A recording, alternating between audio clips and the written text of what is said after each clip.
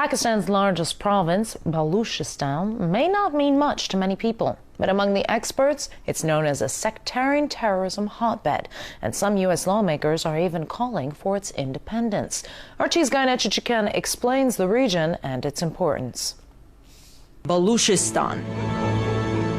You may have never heard of it, or maybe caught a glimpse of it in a Hollywood blockbuster, but the place is a hot destination for intelligence services from around the globe. Looking at its location, it's part of Pakistan, bordering Afghanistan and Iran, you may think, well, no surprise, dangerous place.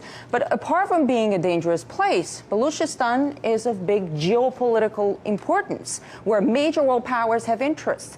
Balochistan is sitting at the crossroads of oil and gas pipelines coming from Central Asia, Iran, and elsewhere. The Iran-Pakistan pipeline, the Turkmenistan-Afghanistan, Pakistan-India pipeline, not to mention that Balochistan itself has its energy resources. Besides, its Gwadar port, and it's right here, is the access point of Chinese commercial shipping to the Indian Ocean and on to Africa.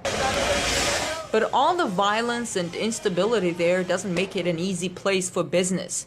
Investigative journalist Eric Draitser tells me some world powers might be interested in keeping it that way. First of all, we have various indigenous terrorist organizations that operate inside of Balochistan, the Baloch Liberation Army, Jundallah, the Baloch Republican Army, Lashkar-e-Taiba, just to name a few. Jundallah is an organization that for decades has been focused on destabilization of Iran. Now, the confluence of these various terrorist organizations, of course, is not coincidental. This has a direct relation to the interests of the United States and the Western powers vis-a-vis blocking the Chinese, destabilizing Pakistan, and part of waging their covert war against Iran in hopes of not just encircling that country, but to collapse it from outside. The U.S. government denies having any connection with Jundallah and Baloch terrorist organizations. Although CIA memos leaked recently say the Israeli Mossad recruited Jundallah members, quote, under the nose of U.S. intelligence officers, end of quote. As far as other terrorist groups, like the Baloch Liberation Front, there are a few people in U.S. Congress who expressed readiness to support the separation of Balochistan from Pakistan, like Dana Rohrabacher from the House of Representatives Committee on Foreign Affairs.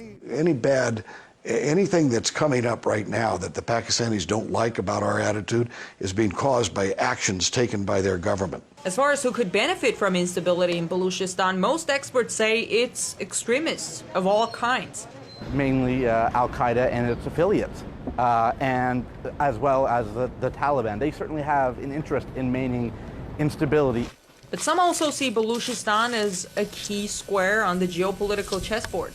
The United States knows they cannot compete with China economically or industrially, so they have to stunt China's development through these various subversive tactics. They're willing to engage with various terrorist networks that they've had for many, many years, if not decades, in order to try to make the Chinese stall in their economic development. So according to you, pipe wars are real, and creating instability is one of the instruments to gain advantage. But wouldn't it backfire?